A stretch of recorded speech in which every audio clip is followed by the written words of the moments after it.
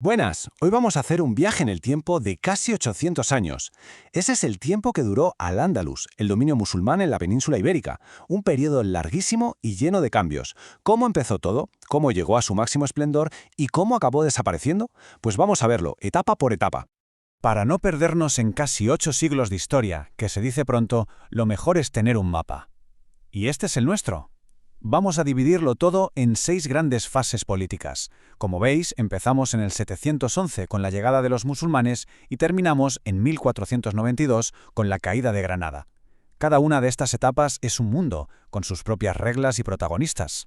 Y esta es la estructura que vamos a seguir, un recorrido cronológico para que no nos dejemos nada. Así que sin más rodeos, empezamos. Bueno, pues arrancamos. Primera parada, la conquista y el Emirato dependiente. Lo primero que llama la atención es la velocidad. En apenas 5 años conquistaron casi toda la península. ¿Cómo fue posible? Pues en gran medida porque se encontraron un reino visigodo que se estaba desmoronando por dentro, en plena guerra civil. Y ojo, un detalle clave. Al principio, Al-Ándalus no era un estado propio. Era simplemente una provincia más del lejano califato omeya de Damasco. Si hay una palabra que define esta primera etapa, es inestabilidad.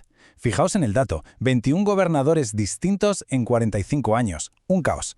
La razón principal eran las tensiones internas. Por un lado estaba la minoría árabe, que se quedaba con los altos cargos y las mejores tierras, y por otro, la mayoría de soldados bereberes, que se sentían ninguneados. Y esto tuvo una consecuencia fundamental. Una de sus revueltas fue tan gorda que provocó el abandono de las tierras del noroeste. ¿Y qué pasa cuando dejas un vacío de poder? Que alguien lo ocupa. Y ese alguien fue el pequeño núcleo de resistencia que daría lugar al reino de Asturias. Saltamos a la segunda fase, y aquí la historia da un giro de guión total. Lejos de la península, en Damasco, hay una revolución, y la familia gobernante, los umeyas, es masacrada. Todos menos uno. Un príncipe llamado Abderramán consigue escapar, cruza medio mundo y llega a Al-Ándalus. Aquí consigue hacerse con el poder y toma una decisión histórica. Funda un estado independiente. Pero cuidado, que aquí hay un matiz muy importante. Abderramán I rompe los lazos políticos con el nuevo califato, el de los abasíes, que ahora está en Bagdad. Les viene a decir, se acabó, Al-Ándalus ya no es vuestra provincia, pero, y esto es clave, no se atreve a romper del todo. Mantiene el vínculo religioso. En teoría, sigue reconociendo la autoridad espiritual del califa de Bagdad. Es un te respeto como líder religioso, pero en mi casa mando yo. La tarea de estos primeros emires fue, básicamente, construir un estado sólido. Abderramán I fue una figura brutal. Creó un ejército profesional y leal, puso orden en la economía para tener ingresos estables y, por supuesto, aplastó todas las rebeliones. Además, inició la construcción del gran símbolo de su poder, la mezquita de Córdoba. Su sucesor, Abderramán II, continuó esa labor, organizando la administración y haciendo de Córdoba una capital cada vez más esplendorosa. Y llegamos al momento cumbre, al apogeo. Si hay que hablar de una edad de oro de Al-Ándalus, una época de máximo esplendor político, cultural y artístico, es esta, el Califato de Córdoba. Este es el punto de no retorno. Abderramán III, tras años de luchas para pacificar Al-Ándalus, da un golpe sobre la mesa, se autoproclama califa. ¿Y esto qué significa? Pues la ruptura total. Ya no es solo el líder político, ahora es también el líder religioso. Se declara sucesor del profeta. Es un desafío directo a Bagdad. A partir de ahora, Córdoba es el centro del Islam occidental. Durante el califato, el poder de Al-Ándalus fue inmenso. Abderramán III sometió a los reinos cristianos y construyó la legendaria ciudad de Medina Azahara. Su hijo, Al-Hakam II, mantuvo el dominio y fue un gran mecenas de la cultura. Pero luego, la figura del califa se debilitó. Con Hisham II, que era un niño, quien gobernaba de verdad era un personaje fascinante y temible, Almanzor. Un caudillo militar que se hizo con todo el poder. Profesionalizó el ejército con mercenarios y lanzó las campañas más destructivas que se recuerdan contra el norte cristiano. Pero como suele pasar, tras el esplendor, vino la caída. Un poder tan personal como el de Almanzor se desmoronó con su muerte. Esto desató una terrible guerra civil que acabó destrozando el califato. Y de la máxima unidad pasamos a la máxima fragmentación. ¿Y en qué se rompió el califato? En taifas. Imaginaos un jarrón que se hace añicos, pues cada trozo es una taifa.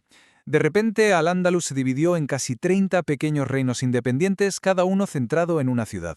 Y lo peor de todo, estaban en guerra constante entre ellos.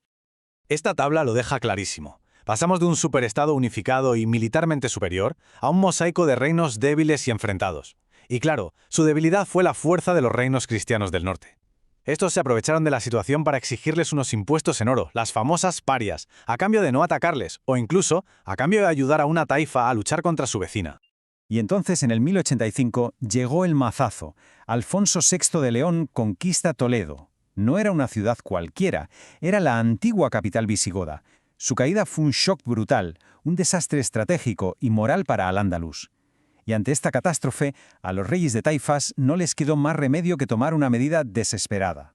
Esa medida desesperada fue pedir ayuda al otro lado del estrecho, a los nuevos imperios que habían surgido en el norte de África.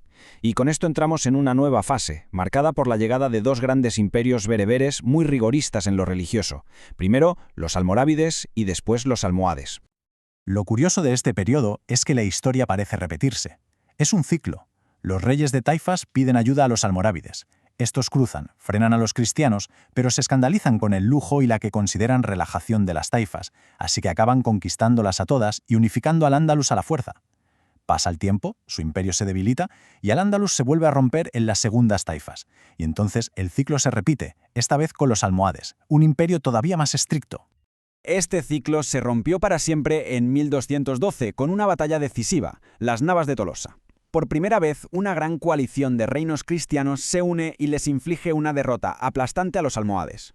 Esta batalla es el principio del fin. El poder almohade se desmorona, Al-Ándalus se fragmenta por tercera vez y ahora el avance cristiano ya es imparable. Después de las Navas de Tolosa, el mapa de la península cambia a una velocidad de vértigo. Casi todo el sur cae en manos cristianas. Pero, contra todo pronóstico, sobrevive un último bastión musulmán, el reino nazarí de Granada, y conseguirá resistir más de 2 siglos y medio. Y la pregunta es, ¿cómo lo consiguió? ¿Cómo aguantó tanto tiempo rodeado? Pues por varias razones. Por su geografía montañosa, que lo hacía muy difícil de conquistar, porque era un reino muy rico y muy poblado.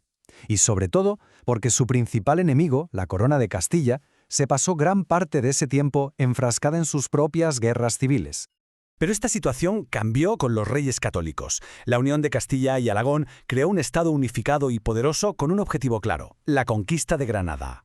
Tras una guerra larguísima y muy costosa de 10 años, el 2 de enero de 1492, la ciudad se rindió. Era el fin de Al-Ándalus como entidad política en la península. Y así llegamos al final de este viaje. Un recorrido por la increíble evolución política de Al-Ándalus a lo largo de casi 8 siglos. Pero, y esto es lo importante, su fin político no significó el fin de su cultura. Y esto nos deja con una pregunta para reflexionar. ¿Qué huellas de esos 800 años podemos encontrar todavía hoy a nuestro alrededor?